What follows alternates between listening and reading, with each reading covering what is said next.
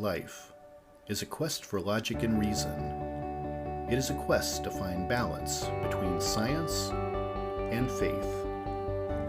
Life is a quest for knowledge and understanding. But most importantly, it's a quest for personal discovery.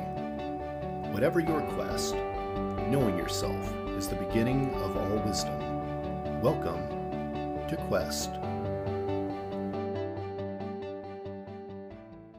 Hi, Brittany. Welcome back to the Quest podcast. Thank you so much for having me. So I had to go back and look and see when you were on last. And I found you back. You were like episode 27 or 28, way back in like 2021. Wow. I'm pretty sure that was the second season of the podcast. I'm now in the sixth season, nearing 100 episodes. So it's been a little while since you've been on. Yeah. Wow, yay. Well, I'm so excited to be back. So much has changed and shifted since that point. For sure. Yeah. I'm pretty sure we might have actually recorded that in 2020. We might have recorded that's that what when I thought. Yeah, when we were in the middle of like COVID lockdowns, probably. It was. Yeah. Crazy. But Yeah. I talked to you before we started recording that this 10 episodes leading up to the 100th episode. I'm trying to bring back people that I really enjoyed interviewing, and we've stayed in touch since the interview, and probably have become better friends, or at least closer in the last year than even we were in those earlier years. And I really wanted to have you on because the direction of what you're doing has changed from how you were originally interviewed. And now you are just like 100% the astrology queen out there on Instagram and YouTube. And yeah. Thank you. Yeah. And it's so funny. Like, I was always doing astrology. I've probably been doing astrology the longest. I started when I was 15 years old, studying it and reading obsessively on it and doing people's charts.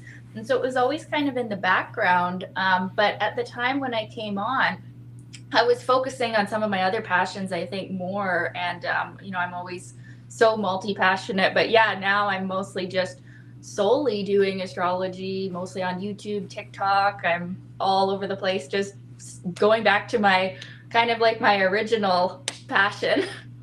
well, no one delivers it like you do, which I think is fascinating. And I haven't ever had anyone talk about astrology on Quest.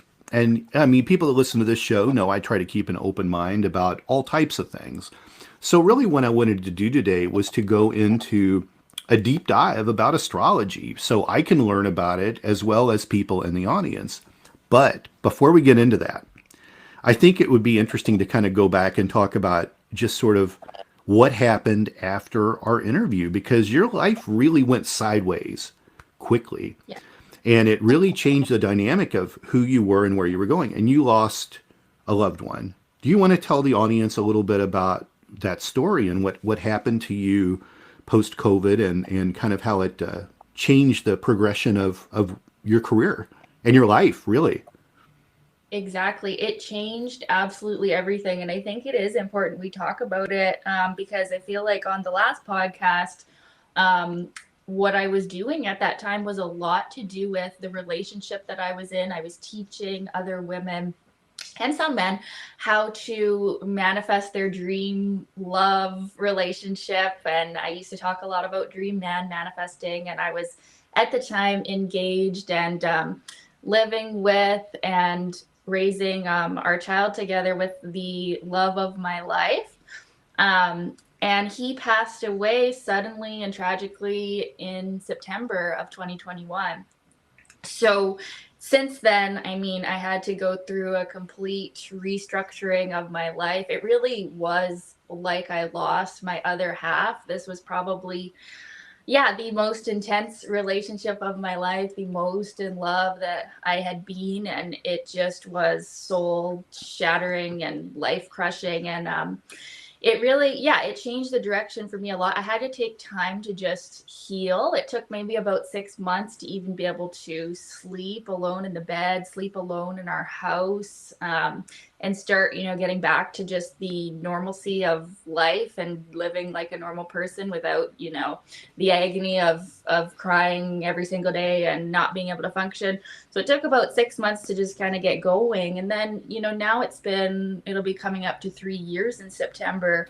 I do feel that I have healed, and I do feel that I'm stronger. I'm a lot wiser, that's for sure. But even still, like a song will come on the radio, or something will come on that reminds me of him, and I can still be brought to tears instantly. And that's new. That's not something that I used to really do much. I wasn't a big crier. So it's definitely broken my heart open to, allow a more vulnerable expression of me too. So yeah. And actually, I think the astrology really tied in with it a lot, because before his death, I was doing a lot more like self-help coaching, healing, helping people on very deep levels, with their happiness, with their heart healing. And I think, what happened was, in going through that tragedy and deep grief, I wasn't able to help my clients in that capacity at that time. And I kind of went back into the astrology because it's something that, was so natural. It was so it's something I've been doing for so long. It was kind of like, I know it like the back of my hand, or like I can just do it with my eyes closed kind of thing. And so the astrology really allowed me to keep going and doing something that was, maybe a little bit less emotionally intense for the time being. And then, now what's happened is that I realized that I can do it all. And, the astrology is actually just a really fun thing for me to do, even now with, being healed. But yeah, that was kind of long, but just that's kind of the full story there.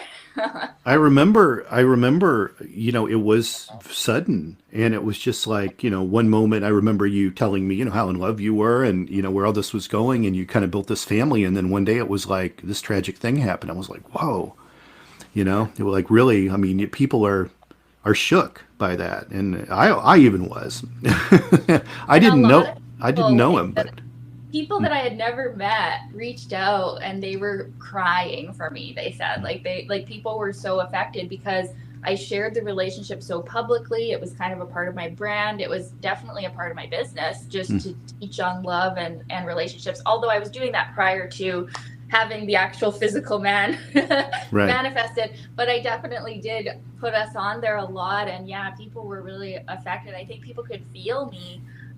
Even people through the screen that I had never met. It was just a very emotional time.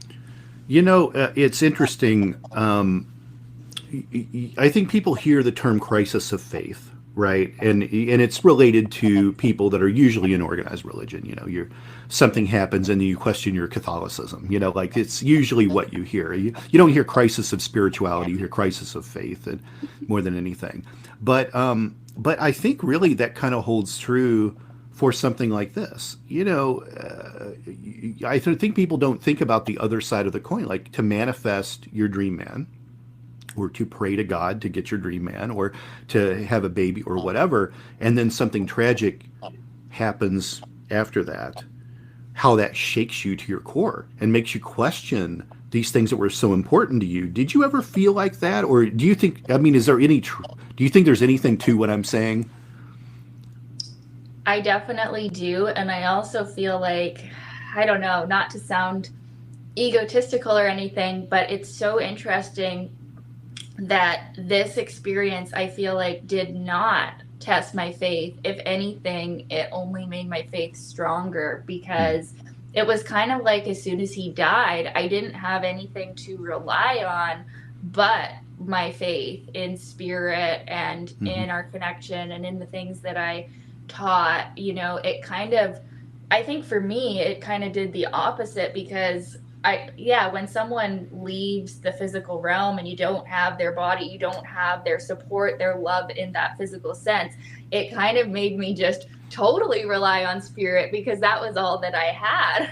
Yeah. And you're not wrong on any of that. In fact, when, I grew up Catholic, but, a priest wants to walk you through what the crisis of faith is and how to get you back to the church. There's a process that you go through, and eventually you circle back to what you still believed in. And then there are people out there, the extremists, that think, well, you're dabbling with the black magic. This is what's going to happen on the other end, right? Like you get those crazies too, that say things like that. So it's very fascinating, what happens on the other side. And also, for those listening, like you were left as a single mother after that too, which couldn't have been easy. And people that follow you on social media know Dougie is just as much of a star as you. He shows up. Yeah. He shows up in a lot of your posts. So Yeah. So yeah. Dougie was really young. Does he have memories of his father? Yeah, so he was 1 year and 3 months, and he even like a few months after his dad passed away, he was just kind of beginning to talk and he would point at a picture of his dad and go, da, da, da, da, da, da. And that has kind of remained throughout this whole thing. I've always wanted to kind of reinforce or not hide like photos of his dad and not like try to act like that didn't happen or that he didn't have a dad. I've just kind of explained it in this way that, your daddy's in heaven now. And like, so to this day, like if someone asks him, like a friend at school or, people say, well, where's your daddy? He'll say, my daddy's in heaven. And I don't know if he fully registers or understands, the concept of death or anything like that. But the way that I think he sees it is he knows who his dad is. He sees a picture, he can recognize, he can identify him, but he just knows that he's not here with us. He's in heaven. Yeah. It's interesting you mentioned that because I have a new Metatomics book coming out later in the year called Tenets of the Soul. And I cover this. I cover spirituality. I cover the ideas of death, heaven, hell with children. And there's great statistics out there about how in tuned little kids are with the concept of there being higher powers and death. In fact, many kids, many more than you would think, high percentages of children are actually infatuated by the idea of death and scared by it. So, and they develop a lot of this stuff on their own, independent of parental influences or peer influences. It's sort of something that's innately inside them, which is very fascinating. That's so interesting. I can't wait to read it. Yeah, I feel like Dougie, it didn't really require that much explaining. I do feel like he just kind of thinks, oh, he's in heaven. Like he does just kind of understand spiritual things whenever I talk to him about them. It's something that I do believe kids are just kind of born with. And then maybe it's society or even parental figures that talk kids out of just their natural belief in these things. Yeah.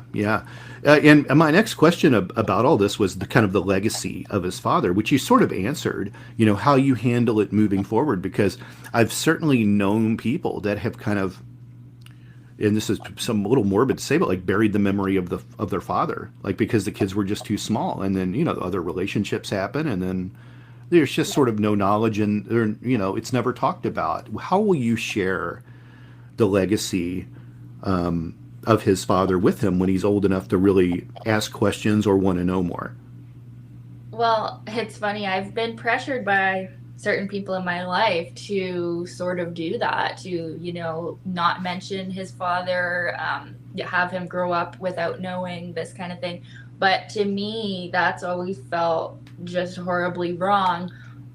So an interesting thing about Dougie is his middle name is actually his father's name. So his name is Dougie Diamond. His father's name is Diamond. So I feel like he always kind of carries his legacy, even just through his name.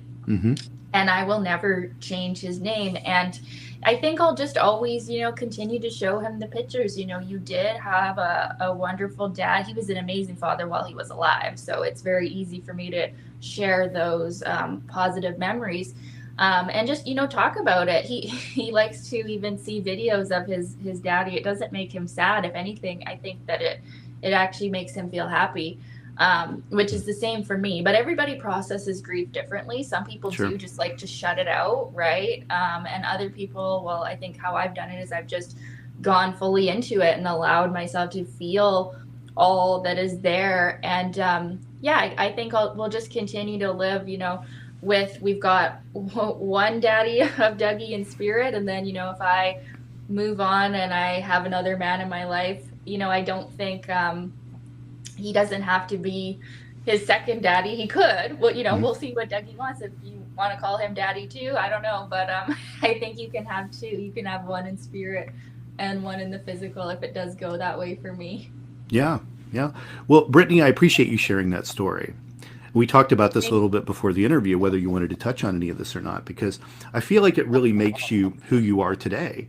It does. And I haven't had a lot of opportunity to actually publicly share on that. And I really actually thank you for, giving me the space to even talk about this. It's healing for me to talk about at this point. Yeah, yeah. And it's interesting because everyone's lives take weird left turns. You won't get out of your life moving through it without seeing some form of tragedy. You're going to lose someone. We all have parents. We're all going to lose those people or see them, decline over time and not be your parents anymore. And you will have problems with siblings. You will have problems with kids. And there will be, there's tragedy all over the world all the time, and no one gets away without experiencing it. And then what it does is it shifts the direction of your life. You think you're planning the next 20 years, but you may not be planning the next 20 years, It may plan for you. And that's the kind of the chaos of the world we live in. And but I wonder, where would you be? Like from our original interview, had this just moved toward marriage and more kids, and would you still be, a healer and doing self-help and manifesting and meditation and the other things you were doing, and that would be your business? Or would you have checked out of it completely and been, a stay-at-home mom at some point? Would you be in a different business with your, like, it's crazy what I know, it's so interesting, what it could have been. And I almost feel like even if the tragedy hadn't happened, I would have gone back to astrology in some way, shape, or form anyways. It's always been there. It'll always be there. But yeah, I always wonder that too. It's funny. I look back at like my old posts sometimes, and some of them are just so beautiful, and I love what I wrote. And then other times I think, wow, you were just so naive at the time. That's funny. Well, that's a great segue over to astrology. So I want to give the audience sort of a deep dive into astrology. And I think most people think of astrology as just a horoscope, but it's far more than that. So, I know there's probably a great deal of people out there that think of astrology as a pseudoscience, but it's actually probably more closely related, in my opinion, to astronomy than to other pseudosciences, especially things like palm reading or tarot or psychic mediums and the other things like that you kind of hear it associated with. Am I off base on that? Is that right? Well, I definitely would not put astrology in the same category as those other things for sure. I think it's way more complex and deep than them. But astronomy is also, we use the same planets, and, it definitely, we get some of our names from there. But actually, that's another good argument. Astrology is not astronomy. Because astrology, well, Western astrology that we practice over here, that I practice, it's actually based on the seasons more than the actual physical planets in the sky. Because this is just funny, but it's interesting. So one of the arguments that people will use to debunk astrology is, have you heard of that whole 13th sign thing, that we're missing a sign? There's actually this other sign that, astrologers have missed. Right. So this is when people are basing astrology on astronomy and actually, saying, oh, well, the sun is in this constellation or whatever, but that's not what us astrologers actually do. Astrology is based on the seasons. So like actually today we have the solstice right now. So that is the beginning. It's funny we're recording on that. That's what kind of planning was that? It's a powerful day. So yeah, Western astrology is truly based on like the seasons, right? So today is the start of Cancer season. When it's the spring equinox, that's the start of Aries season. And this is really how we do it, not totally based on the actual constellations in the sky, although they are there. We take the names from them, we take the symbols from them, but that's not totally what it is. It's more seasonal. Interesting. how precise is astrology? I mean, is it based on math? It's Is there all math? It's all mathematical. math. Yeah. So, and yeah, what a lot of people don't realize is that astrologers, we actually use your birth chart, and it is based on the precise moment of birth. And with this chart, we have not just the sun sign, which is your birth date, which most people know, right? And a lot of people just think that astrology is just, oh, you're one of 12. So, that's not very precise. That's not very, in depth. But what it actually is we have a sign for every single planet. We have a moon sign, Mercury sign, Venus sign, Mars sign, Jupiter sign, Uranus, Neptune, Pluto, and so on. And there's even asteroids and things like that. And then we also have a sign that's rising at our actual moment of birth. So you need the time of birth to really get the most accurate astrology chart for you. So yeah, it actually goes very in depth. It's very precise. There isn't a possibility of having the same chart as someone unless you were born at the exact same time in the same place. So it's actually very personalized, very unique. So much more than just, the 12 sun signs that people know about or maybe see in the newspaper horoscopes or whatever, which is just the most basic level thing, which, is very understandable why people ridicule astrology. If that's what they think it is just that newspaper column, that is fairly ridiculed because that is just a very tiny portion of what it actually is. The horoscope is just entertainment, right? Do you give it personally, Brittany? Does she give it? Does you give a horoscope a stamp of approval or not? Is it just there for entertainment? Well, you know what? If you actually read the horoscope based on your rising sign, which is based on your time of birth, you could get a little bit out of it. It could be somewhat accurate rather than reading it for your sun sign, which most people do. But still, at the same time, you really need a professional astrologer reading to see, what's going on with all of the positions in your chart at a current day, because there's many things that could counteract what could be going on from that very short horoscope. What do you do one-on-one sessions with people? You have clients. Like what do clients typically want to know, and what kind of information do you deliver to them? So that's going to be different, like with varying astrologers. I have two specialties. My one is actually relationships and compatibility. So I do what's called synastry, where we compare two people's birth charts and we get a good look at, what challenges are there, what karma is there, and what, positive things we have going on. And so that's actually most of my clients these days are looking for relationship insight. And then the other thing that I do is I do a soul purpose astrology reading. So that's just about you. That's all about your soul's reason for incarnating here. So it's kind of another way for me to talk about spiritual things in the form of helping someone understand their purpose. Yeah. So that's my two branches of astrology that I do. And, once in a while we do a little bit of like future predicting and stuff like that in the session, but that's not my specialty particularly. Is astrology, and particularly working with an astrologer, is it a method to deliver advice to people? Are you delivering news? Is there good news? Is there bad news? Like, walk me through that part.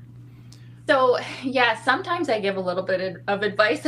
I think that's just a part of my personality, though. I can't not be coaching people. It's very hard to not be helping or motivating people in some way. But yeah, like there can be good news. Sometimes you can have very favorable transits coming up, like for a certain year that's, this year looks really good for marriage or for your work or your money or something like that. That can happen. But also I find with that, it really varies. And like, I don't like to give false promises. I like to be realistic. I like to say, this could happen, but also, I do believe we have like free will. The planets aren't dictating our lives. We might have certain opportunities that are going to come up in 1 year or something, or in a certain day or month, but there's always many possibilities. So I don't like to give a super concrete reading of like, this is going to happen for sure. That's how I would piss a lot of people off, I think, if I did that, because there's no surefire way to know exactly what will line up, but we can definitely see potentials. And really, is this, I'm trying to think of the words I want to use to maybe think about this, but would you say the root of all of this is just really how kind of the celestial bodies are working in the universe? I think everybody has an understanding of the moon's effect on the Earth, but this is far larger than that, right? I mean, this is really the whole basis of all of this is where everything is at in the universe and how it all affects each other. Is that accurate? Yeah, I would say that that's accurate for sure. And I do think, like, right now we're in the full moon phase, and like this is all a part of it. I think most people do recognize, certain behaviors, people acting around the full moon versus the new moon. I mean, this is all kind of scientifically proven. I'd say that the moon affects the tides and, Yeah. people as well. So astrology just goes into a far more advanced view of this. Yeah, yeah. What's always interesting with the tide, what people do, I think people don't really realize in science is that the water is really just a tidal bulge that floats above the Earth. That it's actually the Earth moving underneath the water that's causing the tides to come in and out. But the tidal bulge is affected by the moon. So that's what it's doing. It's pulling. Of course, I'm showing you this on video, which no one can see. Yeah. But yeah, that's what it's doing. It's pulling the water off the planet. So if it's affecting the water on the planet, it's certainly probably affecting human beings too, right? Yeah, That's just the and a lot of moon, people say right? about how we're water, right? Like we're mostly water, and so we're affected by the moons as well. Or that's one of the other things. Well, people any say. liquid in your body, probably, right? Any like your blood and everything, right? Like Yeah. it's all affected somehow. So it makes you wonder, when all the planets are in alignment, what is that doing to people? Settle this one for me, because this is probably the most posted 2 words that you will ever see related to astrology. That's all over social media and everyone's excuse for everything, and that's Mercury retrograde. This is not the end of the world, right? Oh yes, Mercury retrograde. Yes, we must talk about this. Biggest hashtag ever for astrology. Yeah, this is a big one for people. I don't put too much weight to Mercury retrograde or any planet retrograde for that matter. That is sort of unpopular though, to have that view. What I do find during Mercury retrograde though is it is possible that sometimes things, when a planet's moving backwards, like in retrograde like that, sometimes things can go a little haywire. Sometimes technology can be a little bit weird, or miscommunications. These kind of things can happen, but it's not something to fear. And it's usually actually a time where I find you do even get clearer on things. So, another thing about retrograde planets is that it makes you go more inward. So with Mercury, it's your communication, what you're thinking about, what you're talking about. You just kind of have a period of about 3 weeks when it's retrograde where you have an opportunity to become clearer on things, maybe be a little bit more introverted and that. But no, it's nothing to freak out about. And actually, I don't put much weight to it at all. I don't even really experience that many technological difficulties or anything like that. But that is sometimes the thing that does happen. But I just kind of have my awareness of it, and I don't let the fear or the buzz around it really affect me too much, because that's just also what I believe about astrology is it's like there's potentials there, but it's not destined, or it's not for sure going to happen something bad or whatever. It's just there's the potential for that. So I like to be aware. Like I do check the astrology every single day. I look at it, I see what the planets are doing on my phone, but I don't usually base decisions around it or do too much planning around it, because it's just a potential or possibility. Yeah. What about this? I hear people, I have friends that say this, they're going to be listening to this and they're going to go, Todd's talking about me. People that tell me that they're on the cusp, that they're on 2 signs. Tell me about this. Can you be on the cusp of something? Like, what is this? This is very controversial. I'm glad we're talking about this. People can know my real view on these things. I don't believe in cusps, okay? And I'll explain why. Some astrologers do. So this is just a personal preference, by the way.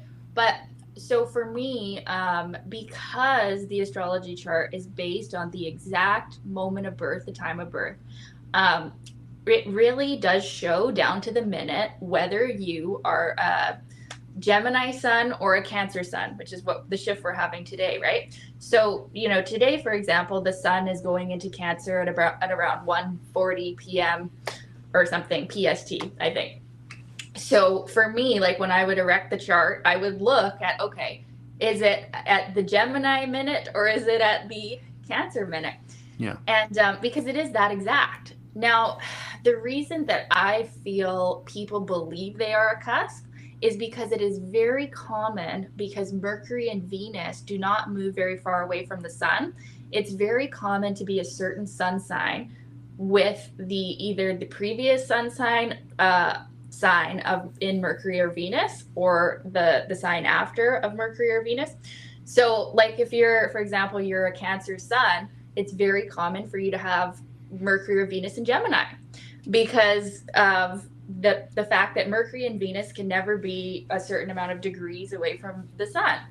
So anyways, I hope that's not getting too complicated, but yeah, that is my opinion of why people feel that they're a cusp. Or they could even have another planet. They could have their moon sign or their rising sign in that sign that they think they're a cusp on, and that is why they feel that they are a cusp, but they're not.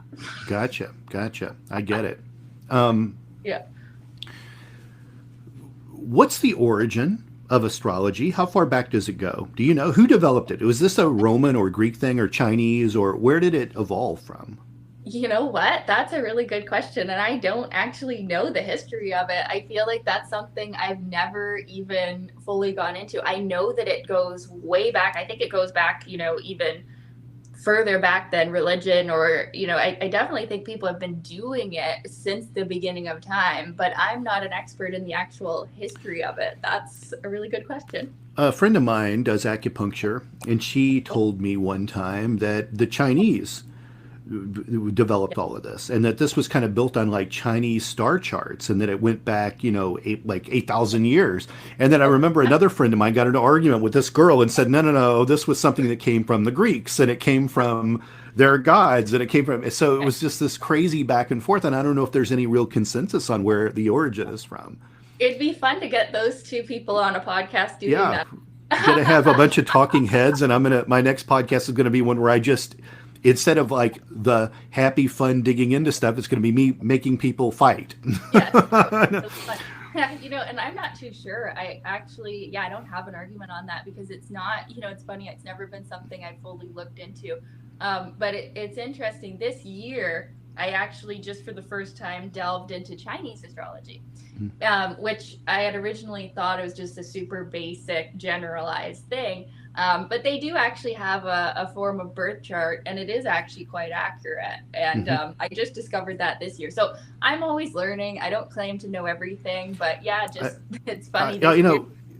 Just for full disclosure for the audience, you did take my birthday, and like you did a whole thing up for me one night in the middle of the night. I think we were getting into some stuff, but this girl I'm talking about, she actually did the same thing, and this was back in the 90s, like a long time ago.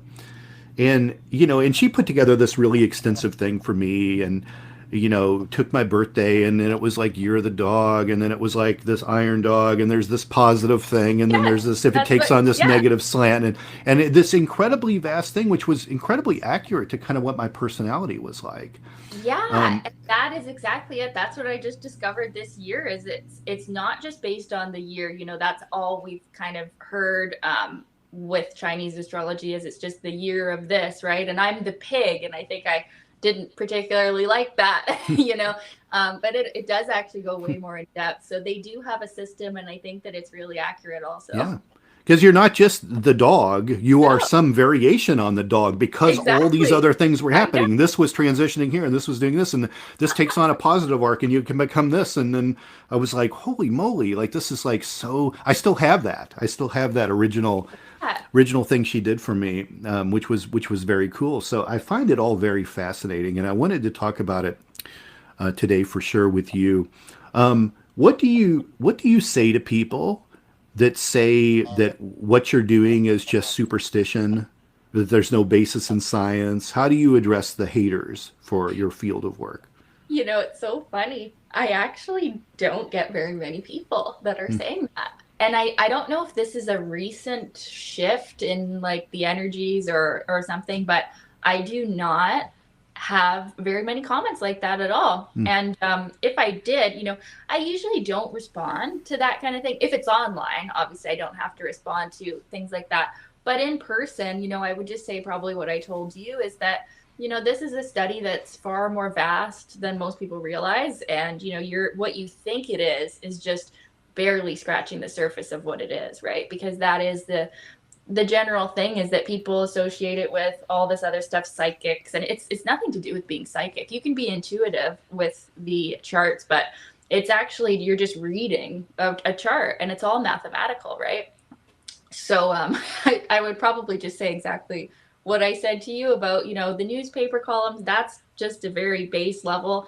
There is so much more, and if one day you want to look into it, here's a good book that I recommend or something. Yeah, yeah. I kind of think about that. I kind of think about it as being therapeutic in a way. Yeah. That's probably not the best word to use, but I think about it because I think there are a lot of people out there that need guidance, that are confused in their lives. And when they're confused in their lives, like if you're not confused in your life, you're not going to go see a psychologist. You're not going to go see a palm reader. You're not going to talk to an astrologer. If you have direction and you're moving forward and you don't need help with anything, you don't need to seek out those people, right? But when you are troubled, when you don't have direction, you tend to seek out professionals in these industries, So you may go see a therapist, like see a real psychologist. You may go see a palm reader. You might go have a tarot card reading, just depending on where your philosophies lie, because I think people need advice. I think the world is a hard place to live in, and people need help. And I think that in astrology, that's one way in which they go, that hopefully maybe there's something out there that is going to maybe give them some advice or lead them in a certain direction. Does that make sense? For sure. Yeah. And I'll never forget my first astrology reading ever. I went physically in person to an astrologer. I was about 15 or 16 years old. And I'll never forget what she said. She said that my chart had so much fire, which it does. I have a 50% fire chart. And she said that I needed to do some type of very aggressive exercise to stay in balance. And at the time I wasn't very athletic. I never really enjoyed working out or anything like that. And I look back now and I think, wow, that advice, that was it's so simple, but it was so life-changing for me at the time, that she was able to just see my disposition like this and be able to help me in that way. And that's still for me, physical activity and doing my walks around the mountain every day and my weights and everything, that's a very therapeutic thing for me. And it's so simple. You could say that to anyone, right? But it just, with my particular fire chart, some people are more active and some people are more laid back, and she kind of really helped me in that moment just figure out a little bit about who I am. And that was when I was just such a beginner too. It was just life-changing, just simple things like that. So I just try to always think I can be that person for someone, and sometimes, most of the time, or a lot of the time, people do have very difficult chart configurations that these things are sort of unconscious to us. Sometimes we can have these big issues, stemming from childhood or even past lives. And to just have someone kind of lay it out for us and give us even just the awareness of it, but then even give us some advice on how to deal with it. It can really, I believe it can be life or death to someone, to be able to understand these things. Yeah, for sure. For sure. And this is what you do every day. You deal with private clients, you post your words of wisdom, and you tell people what's happening on your YouTube page and on your Instagram. How can people find you out there on social media and the website? If they want to hire you, how do they do that? Yeah, so my website is joyoflivingonline.com. And on there, I have my astrology sessions that you can book right on there. I'm probably most active on YouTube right now. I post quite a lot of astrology videos, predominantly relationship astrology, compatibility aspects, but a few other things there too. And my YouTube is Brit Soul Coach. And then I'm also on Instagram as Brit Soul Coach as well. Great, great. Well, Britney, thanks for coming back on Quest, and hopefully we do it in another 70 episodes. We'll just go ahead and pencil in for 2027 to do this again. Let's do it. This is so fun. Or sooner, hopefully sooner. Yeah. But thanks for coming out today, and let's talk soon, okay? Okay, thanks so much, Todd. I'm excited to listen to it. Take care. Bye-bye. You too. Metacortex Publishing hopes that you've enjoyed this presentation. Please take a moment to listen to some other podcast offerings from Metacortex Publishing.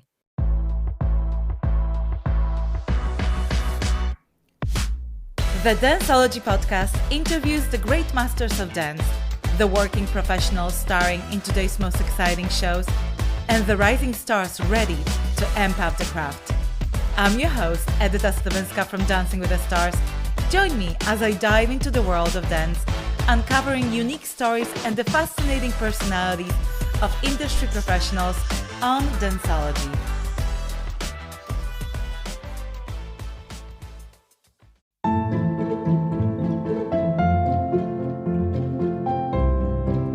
Hi, I'm Father Daniel Duplantis, a Catholic priest, martial artist, and host of the Karate Priest podcast. Have you ever wondered what the church teaches about different topics? Are you a martial arts enthusiast or just someone who wants to learn more about martial arts? I'd like to invite you to join me and many guests on my podcast as we cover topics of faith, everyday living, and martial arts on the Karate Priest podcast. The No Earthly Explanation podcast investigates the things that are unexplainable, hosted by world-renowned investigative researcher Donald R. Schmidt and scientist Ellie Ringo. Follow them as they look for evidence for things that have no earthly explanation. Available anywhere you listen to podcasts. Thank you for listening to this podcast. Please be sure to rate and review this episode. This podcast is produced by Todd Fischer and Anthony Smith and is distributed by Metacortex Publishing. This podcast is copyright. Any previously trademarked or copyright content is used by permission. Information and opinions stated in this podcast should not be construed as medical advice. Please be sure to visit the official website for Metacortex Publishing at metacortexpublishing.com or find us on social media for other unique content.